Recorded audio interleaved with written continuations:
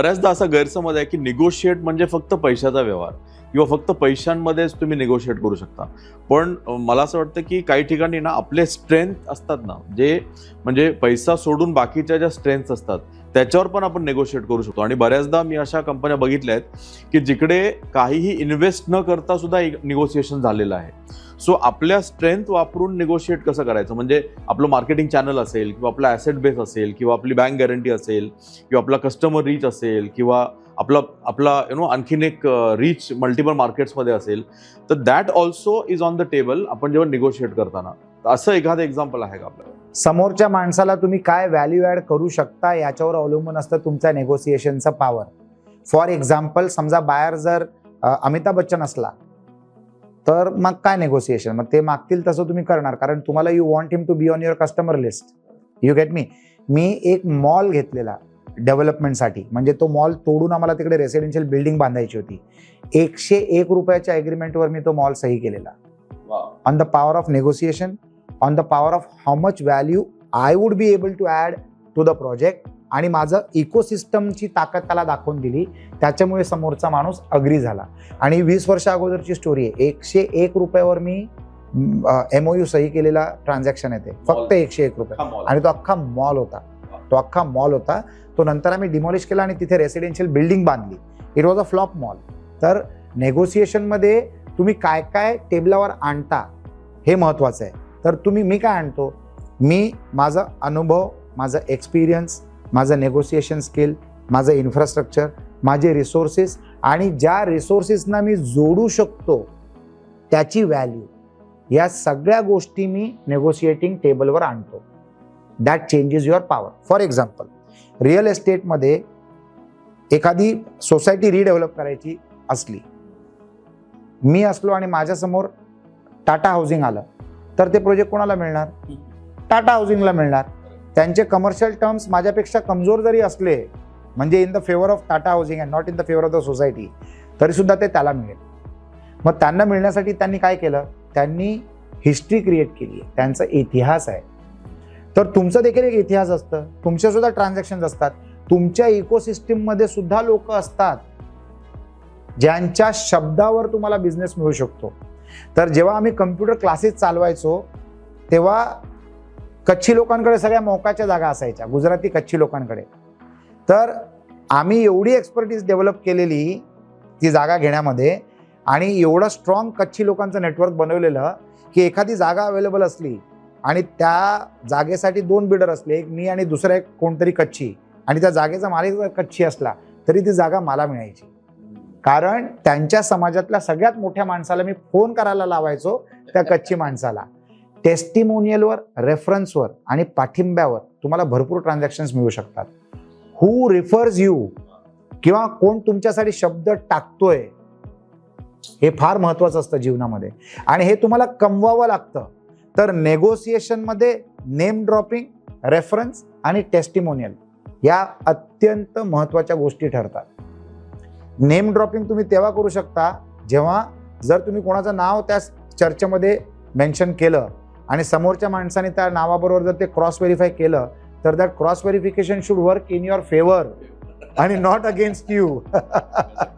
तर असं जर तुम्ही केलं तर the negotiation is on your side, the victory is yours. आणि स्वतःला चॅलेंज करत राहायचं that your new negotiation effort should be better than your previous one. तर you further sharpen your skills, आणि मजा येते. म्हणजे at the end of the day when you fall back on bed ना, असं समाधान वाटतं ना की वाह, काय नेगोसिएशन झालंय, मजा आली, क्या सौदा मिला. Profit is in buying, not in selling. हे मी सांगतो, लोकांना सांगतो, अनेक उद्योजकांना सांगतो की तुम्ही जेव्हा विकत घेता ना तेव्हा तुमचं प्रॉफिट झालं पाहिजे. विकताना प्रॉफिट नसतं, कारण विकताना जो तुमच्याकडनं विकत घेतोय ना त्याचा प्रॉफिट झाला पाहिजे. फॉर एक्झाम्पल, मी तुमच्याकडनं जमीन जर कमी किमतीमध्ये घेऊ शकलो तरच मी कमी रेटमध्ये माझ्या बायरला विकू शकतो. Buyer's profit is my mantra. Whoever is the buyer should be profiting. कारण विकण्यामध्ये प्रॉफिट नसतो, विकत घेण्यामध्ये प्रॉफिट असतो. आणि I created that as my business model. तर मी ते कसं करू शकतो? माझ्या नेगोसिएशनच्या स्किल्सवर. जर माझी इन्व्हेंटरी कॉस्ट किंवा माझी raw material cost me negotiate करून घेऊ शकलो तर माझ्या फिनिश प्रोडक्टला मी कॉम्पिटिटिव्ह रेटवर विकू शकतो. दुसरी गोष्ट आपल्याला नेहमी एक लक्षात ठेवणं गरजेचं आहे की प्राइस वॉर मधले धंदा कधीच नाही करायचा. ज्या धंद्यामध्ये प्राइस वॉर असतो ना त्याच्यामध्ये तुम्ही कधीच जिंकू नाही शकत, कारण तुमच्या रॉ मटेरियलच्या कॉस्टमध्ये कोणतरी फिनिश प्रोडक्ट देऊ शकतं. कॉम्पिटिशन एवढी गच्च असते. तर you have to create a brand. For that तुम्ही एक आउटस्टँडिंग प्रोडक्ट बनवा आणि तुमच्या बायरला चांगल्या रेटमध्ये ते ऑफर करा. तर तुमचं नेगोशिएशन बायरच्या माइंडमध्ये कसं चालतं, कारण बायर जेव्हा तुमचा प्रोडक्ट विकत घेतोय ना तेव्हा तो स्वतःबरोबर नेगोशिएट करतोय की ह्यांचं प्रोडक्ट घेऊ की त्यांचं प्रोडक्ट घेऊ. ते नेगोशिएशन बाहेरच्या डोक्यात चाललेलं असतं आणि ते पण तुम्हाला जिंकायचं असतं. त्याच्यामध्ये सहभागी न होता मग ती एक कसोटी आहे. तर ते तुम्ही कसं करू शकता, outstanding product, extraordinary testimonial, extraordinary reviews, तुम्ही क्रिएट केलेलं ब्रँड आणि तुमच्या ट्रॅक रेकॉर्डवर ते तुम्ही तुमच्या कस्टमरच्या डोक्यामध्ये जिंकू शकता. तर you have to create this as a part of your ecosystem of business. Negotiation हा शब्द प्रत्येक उद्योजकाच्या जीवनामध्ये प्रत्येक क्षणाला इम्प्लिमेंट होतोय, प्रत्येक क्षणाला.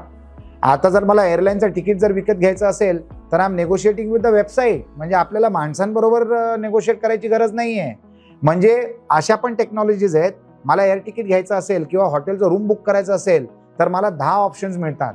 ह्या वेबसाईटवर हा रेट आहे, त्या वेबसाईटवर तो रेट आहे, मग त्याच्यातनं मी निवडतो. तर I am negotiating with technology now to save money, because money saved is money earn. आपण जे पैसे वाचवले ते पैसे आपण कमवले. आणि ते तुम्ही कसं करू शकतात, by negotiating. Every minute of life is a negotiation. Every minute of life is your negotiation. तुम्ही एअरलाईन्सवर एअरपोर्टला पोहोचतात, कधी कधी फ्लाईट्स ओव्हरबुक्स होतात, ओव्हरबुक केले जातात एअरलाईन्सतर्फे. तेव्हा तिथे तुम्हाला स्टाफ बरोबर नेगोशिएट करावं लागतं की का त्यांनी ती सीट तुम्हाला द्यावी. मी अमेरिकेला फ्लाय करत होतो, डायरेक्ट फ्लाईट एअर इंडियाची, आणि एअर इंडियाची सेम टाइमला 2 फ्लाईट सुटतात डायरेक्ट फ्लाईट अमेरिकेला. एक उतरते न्यूयॉर्कला आणि एक उतरते न्यूयॉर्कला, न्यूयॉर्क ARK. आणि माझी न्यूयॉर्कची फ्लाईट 10 तासांनी डिले झाली. तर मी मॅनेजरला भेटलो आणि त्यांच्याबरोबर नेगोशिएट करायला लागलो की मला का त्याच वेळेला फ्लाईट पकडणं गरजेचं आहे, मला काय महत्त्वाचा कार्यक्रम आहे उद्या सकाळी जो मी मिस नाही करू शकत, आणि कसं मी त्याचसाठी ही ट्रिप बुक केलेली आहे, ही फ्लाईट बुक केलेली आहे, हे मला त्यांना नेगोशिएट करावं लागलं, पटवून द्यावं लागलं. आणि विदाऊट फ्लाईट डिफरन्स पेमेंट किंवा फ्लाईट चेंज पेमेंट, नो कॉस्टवर मी न्यूयॉर्कच्या फ्लाईटवर बसलो आणि अमेरिकेला त्याच टायमाला पोहोचलो ज्या टायमाला मला पोहोचायचं होतं. तर life at every stage is a very interesting negotiation. क्या बात. I work with and for Konark Cancer Foundation. It's a foundation which takes care of cancer patients. If you know anyone suffering with cancer, then we at Konark Cancer Foundation can connect the person with the right resources and facilities to ensure that the right time, right treatment reaches the patient. Whether it is connecting the resources or providing resources to the cancer patient, we do it all. It also includes support for accommodation in the city of Mumbai. We are associated and connected and networked with the right resources, the right doctors, and the right hospitals. We can bring all of this on a table to you so that it is convenience for you. Whether it is guidance, whether it is medical support, or whether it is operating procedures, our team facilitates every activity required for the patient and the support required for the family. We also connect you to the right NGOs and donors to ensure that you also get financial support and aid to whatever extent possible to ensure that the treatment happens and the life is saved. If you know of anyone who is suffering with cancer, please connect with us. The details are mentioned in the content below. Konark Cancer Foundation is an NGO. It's a not-for-profit organization, and we have lots of volunteers which support this good deed. So get in touch with us and help us to save lives. You too can be a part of this movement. Konark Cancer Foundation. Thank you so much.